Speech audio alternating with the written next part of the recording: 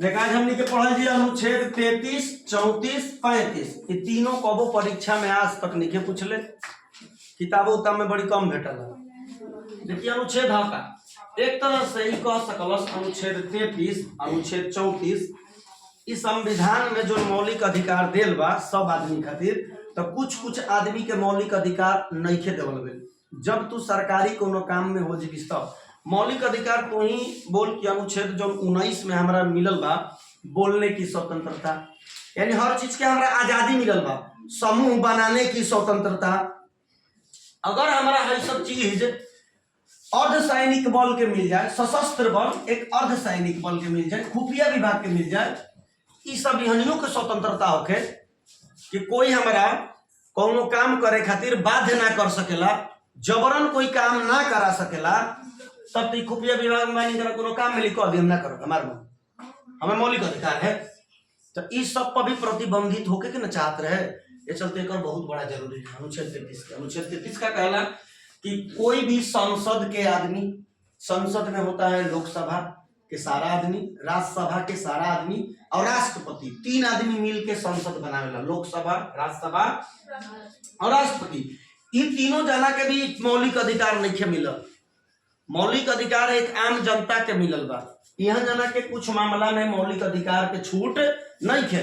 अब इनका समूह बनावे के स्वतंत्रता मिल जाए तभी बान एक तरह से एक नेता कोनो एक पार्टी के देश के प्रधानमंत्री अलग एगो समूह बना लगे, कोई अपन एगो धर्म के जिसे आरएसएस बा, आरएसएस एक संघ बा, तब तक कोई नेता कोई संसद के आदमी उठी अपन एगो धर्म के कोनो समूह बना सकेला ना बनाई, ही उनका मौलिक अधिकार में छूट संसद के नहीं के मिलल।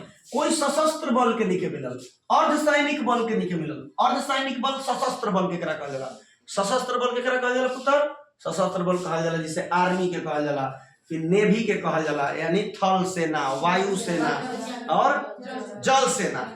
अर्धसैनिक बल के करा कहल जाला, अर्धसैनिक बल में आवेला BSF, SSB, CRPF, CISF, ITBP, ये सब का आवेला अर्धसैनिक बल। दोनों सेम चीज है, लेकिन एक सेना के अधीन आवेला, गृह मंत्रालय के अधीन आवेला। खुफिया विभाग बहुत प्रकार के खुफिया विभाग होला, जिसे सीबीआई, आईबी, एनआईए, रो, सीआईडी, ये सब नाम सुन लो। ये सब कौन विभाग में होला? खुफिया विभाग में।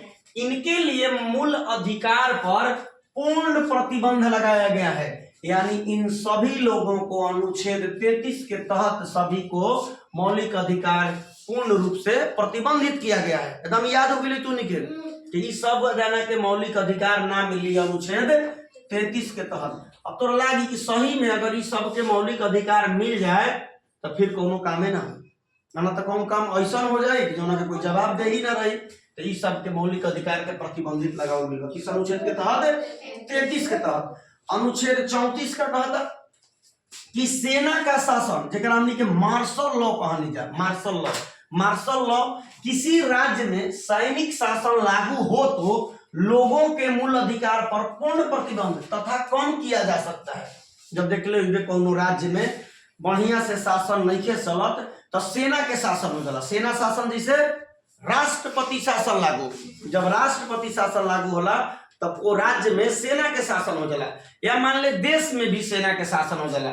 जब सेना के शासन आ जाए तब तहरा मार्शल लॉ लागी, जेकरा चलते प्रत्येक आदमी के मौलिक अधिकार का हो जी पूर्ण रूप से प्रतिबंधित होती। ना कहा जाला कि देश में राष्ट्रपति शासन लागू हो जाला तो अनुच्छेद कौन के छोड़ के बाकी सब खत्म हो जाला। कौन के छोड़ जाला? 21 अनुच्छेद 19, अनुच्छेद 19 तो बंद हो जी, अनुच्छेद 20-21 के छोड़ के बाकी सब का हो जी प्रतिबंधित हो जी। बाकी कहले रही कि दोनों पावरफुल है संविधान, अनुच्छेद 20-21 के। तो सेना के शासन जब लाग जी यानी मार्शल लॉ लाग जी कोई भी राज्य में सैनिक के शासन हो जाए तो ओहिजा के लोगों को पूर्ण रूप से उनके मौलिक अधिकार को प्रतिबंधित किया जा सकता है या अगर मौलिक अधिकार कम किया जा सकता है। कम मतलब 20-21 के लागू रखिए सन और 19 सब के का कर दिया सन प्रतिबंध कर दिया सन। समझ में होता?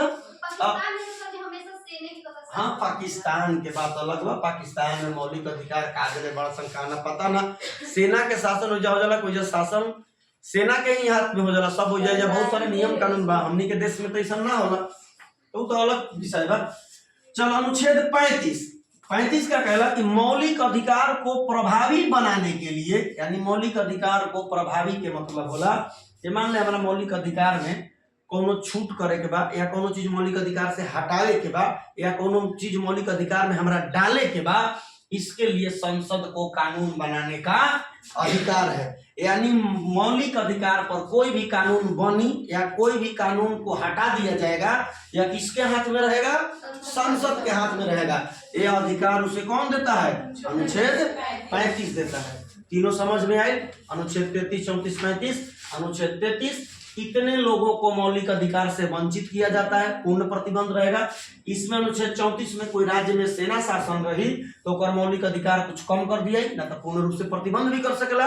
अनुच्छेद 35 कहला कि मौलिक अधिकार को बनाने या बिगाड़ने का अधिकार सिर्फ किसको है, संसद को है। यानी वो कानून बना भी सकता है और कानून बिगाड़ भी सकता है, यानी हटा भी सकता है उससे। एक बार उतार लो, कानून 32 तक बता दे रहे। अब टेस्ट पूरा हो, अनुच्छेद 1 से लेके 35 तक के बीच में